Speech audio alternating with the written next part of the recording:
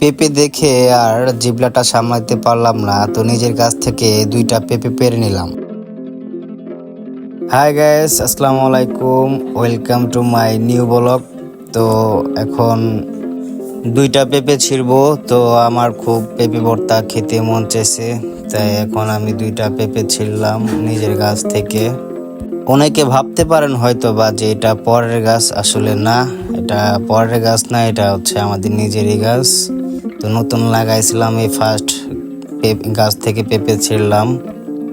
তো এখন আসলাম মরিচ গাছের সামনে। তো এখান থেকে আমি 5-6টা বা 7-8টা কাঁচা মরিচ ছিঁড়লাম। তো কাঁচা মরিচও দেবো, শুকনা মরিচও দেবো। বাসায় আসলাম, বাসায় এসে এখন পেঁপেটা ছিলতে লাগলাম। মেশিন দিয়ে পেঁপেটা কুচি কুচি করে নিলাম। তো এখন দেখেন পেঁপের ভিতরে আমি কি কি দিয়েছি। এখানে আপনার 5-6টা শুকনা মরিচ আছে, 5-6টা কাঁচা মরিচ আছে, আর হচ্ছে আপনার রামসত্তা আছে, আর হচ্ছে তেঁতুল আছে, আর লবণ আছে। তো গাইস, পেঁপে ভর্তাটা হয়ে গেছে অবশেষে। উফ, তো এখন তো দেখতেই পাচ্ছেন, তো ভর্তাটা খাওয়ার পরে আমার কি অবস্থা হয়ে গেছে। উফ, যে গরমের ভিতরে আপনার গরম খেয়েছি, যাই যেমন ঝাল তেমন গরম, আবার কারেন্টে যে ডিস্টার্ব করতেছে।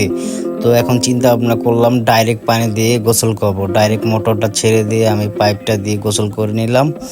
তো আশা করি ভিডিওটা অবশ্যই ভালো লাগছে। আপনারা পাশে থাকলে পাশে পাবেন, লাইক কমেন্ট শেয়ার করে পাশে থাকেন, এরকম ভালো ভালো ভিডিও পাবেন ইনশাআল্লাহ।